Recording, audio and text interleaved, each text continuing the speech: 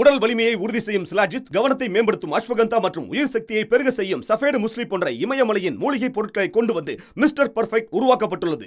ஒவ்வொரு முறை உட்கொள்ளும் போதும் உடல் சக்தி, வலிமை மற்றும் மன வலிமை உறுதி செய்யப்படுகிறது.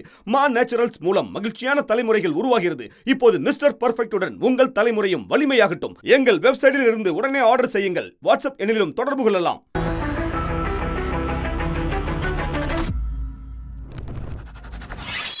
ரூஸ்டர் நியூஸ் நேயர்களுக்கு வணக்கம். டிட்வா புயல் தமிழ்நாட்டின் கடற்கரை பகுதிகளில் கனமழை பொழிவு. முன்னெச்சரிக்கை நடவடிக்கைகள் தீவிரம்.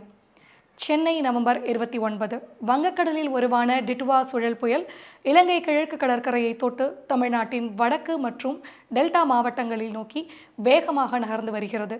இந்திய வானிலை ஆய்வுத்துறை வெளியிட்டுள்ள சமீபத்திய அறிக்கையின்படி புயல் இன்று காலை 8:30 மணி அளவில் கடுமையான சுழல் புயலாக வலுவடைந்துள்ளது. இதன் விளைவாக தமிழ்நாட்டின் தெற்கு மற்றும் வடக்கு பகுதிகளில் கனமழை பெய்கிறது. மேலும் நவம்பர் 30 அதிகாலை வரை தமிழ்நாடு, புதுச்சேரி, தென்னாந்திரா கடற்கரைகளை அருகில் தாக்கும் என கணிக்கப்பட்டுள்ளது. தற்போதைய நிலை, புயலின் இடம் மற்றும் வலிமை. இன்று காலை 2:30 மணி நிலவரப்படி டிட்வா புயல் இலங்கை கிழக்கு கடற்கரை பகுதியில் அமைந்துள்ளது.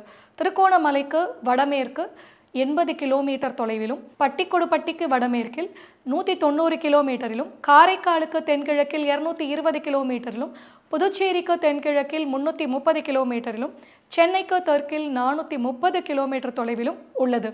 கடந்த 6 மணி நேரத்தில் வடக்கு நோக்கி மணிக்கு 7 கிலோமீட்டர் வேகத்தில் நகர்ந்த புயல் தற்போது சுழல் புயலாக வலுவடைந்துள்ளது. காற்றின் வேகம் மணிக்கு 65 முதல் 75 கிலோமீட்டர் வேகத்தில் வீசக்கூடும். அதிகபட்சமாக மணிக்கு 85 கிலோமீட்டர் வேகம் வரை உயர்ந்துள்ளது. சமீபத்திய IMD அறிக்கையின்படி புயல் இன்று மதியம் வரை வடமேற்கு திசையில் நகர்ந்து தென்மேற்கு வங்கக்கடலில் நுழைந்து வலுப்படும். இதன் முன்பகுதி ஏற்கனவே காவிரி டெல்டா மாவட்டங்களில், அதாவது தஞ்சாவூர், திருவாரூர், நாகப்பட்டினம், மயிலாடுதுறைகளை தொட்டுள்ளதால் அங்கு கடுமையான மழை பதிவாகியுள்ளது. நாகையின் தோப்புத்துறையில் 20 சென்டிமீட்டர் மழை பதிவு செய்யப்பட்டுள்ளது. மேலும் ராமேஸ்வரம் அருகே காந்திநகர் பகுதியில் வெள்ளநீர் புகுந்து வீடுகளுக்குள் நீர் தேங்கியுள்ளது. புயல் வடமேற்கு நோக்கி இலங்கை கடற்கரை வழியாக நகர்ந்து தென்மேற்கு வங்கக்கடலில் நுழைந்து நவம்பர் 30 அதிகாலை இதன் விளைவாக காற்றழுத்தம் குறைந்து மணிக்கு 60 முதல் 80 கிலோமீட்டர் வேகத்தில் காற்று வீசும். மேலும் தீவிர மழைக்கும் வாய்ப்புள்ளது. IMDவின் சமீபத்திய கணக்கின்படி புயல் சென்னையை ஒட்டி வடக்கு நோக்கி செல்லும். ஆனால் அதன் முன்பகுதி டெல்டா மாவட்டங்களில் அதிக கனமழைக்கு காரணமாக இருக்கும்.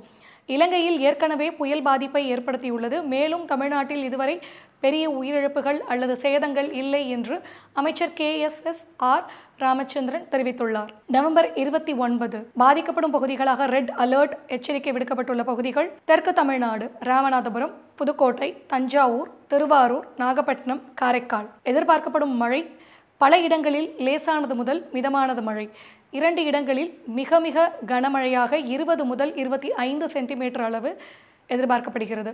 நவம்பர் 30ஆம் தேதி பாதிக்கப்படும் பகுதிகளாக ஆரஞ்சு அலர்ட் பகுதிகள் வடக்கு தமிழ்நாட்டில் கடலூர், மயிலாடுதுறை, விழுப்புரம், செங்கல்பட்டு, புதுச்சேரி, தஞ்சாவூர், திருவாரூர், நாகப்பட்டினம், அரியலூர், பெரம்பலூர், திருச்சி, சேலம், கள்ளக்குறிச்சி, திருவண்ணாமலை, சென்னை, காஞ்சிபுரம், திருவள்ளூர் மற்றும் ராணிப்பேட்டை. பல இடங்களில் லேசானது முதல் மிதமான மழை எதிர்பார்க்கப்படுகிறது. அதீத கனமழை சாத்தியம். டிசம்பர் 1 அன்று வடக்கு தமிழ்நாட்டில் மஞ்சள் அலர்ட். திருவள்ளூர், ராணிப்பேட்டை, காஞ்சிபுரம், சென்னை, செங்கல்பட்டு மாவட்டங்களில் பல இடங்களில் லேசானது முதல் மிதமான மழை, தொடர்ந்து மழை நீடிக்கும். இன்று நவம்பர் 29 காலை வரை ராமேஸ்வரம் அருகே வெள்ளம் காரணமாக வீடுகளில் நீர் தேங்கியுள்ளது. மேலும் புதுச்சேரியில் காலாப்பட்டு பகுதியில் கடல் சீற்றத்தால் மண்ணரிப்பு ஏற்பட்டுள்ளது. ரயில் சேவைகள் பாதிப்பு ஏற்பட்டுள்ளது. ராமேஸ்வரத்திற்கு 11 ரயில்கள் பகுதியாக ரத்து செய்யப்பட்டுள்ளது. புதுச்சேரி பல்கலைக்கழகம் தேர்வுகளை ரத்து செய்துள்ளது. முதலமைச்சர் ஸ்டாலின் புயல் தாக்கத்தை எதிர்கொள்ள அனைத்து துறை அலுவலர்களுக்கும் தயார் நிலையில் இருக்க வேண்டும் என உத்தரவிட்டுள்ளார். பேரிடர் மேலாண்மை அமைச்சர் KSSR ராமச்சந்திரன் ராமநாதபுரம், புதுக்கோட்டை, நாகை உள்ளிட்ட மாவட்ட ஆட்சியர்களுடன் காணொலி ஆலோசனை நடத்தி TNDRF குழுக்களை டெல்டா மாவட்டங்களில் நியமனப்படுத்தியுள்ளார். புதுச்சேரி, காரைக்கால் ஆகிய பகுதிகளுக்கு பள்ளி, கல்லூரி விடுமுறைகள் அறிவிக்கப்பட்டுள்ளது. மயிலாடுதுறை, நாகப்பட்டினம் மாவட்டங்களிலும் பள்ளிகளுக்கு விடுமுறை விடப்பட்டுள்ளது. NDRF மற்றும் TNDRF-இன் 500க்கும் மேற்பட்ட பணியாளர்கள் தயார் நிலையில் உள்ளனர். மின்சாரத்துறை நவம்பர் 29 மற்றும் 30 தேதிகளில் டெல்டா மாவட்டங்களில் மின்தடை ஏற்பட வாய்ப்புள்ளதாக எச்சரிக்கை விடுத்துள்ளது. சுகாதாரத்துறை அமைச்சர் மா. சுப்பிரமணியன் அனைத்து அரசு மருத்துவமனைகளிலும் 24 மணி நேர சிகிச்சை அணுகுமுறை உள்ளதாக உறுதியளித்துள்ளார். மக்களுக்கான அறிவுரைகளாக, கடற்கரை பகுதியில் வசிப்பவர்கள் வெளியே செல்ல வேண்டாம். காற்று வீசும் போது உயரமான இடங்களை தவிர்க்கவும். வெள்ள அபாயம் உள்ள பகுதிகளிலிருந்து பாதுகாப்பான இடங்களுக்கு செல்லவும்.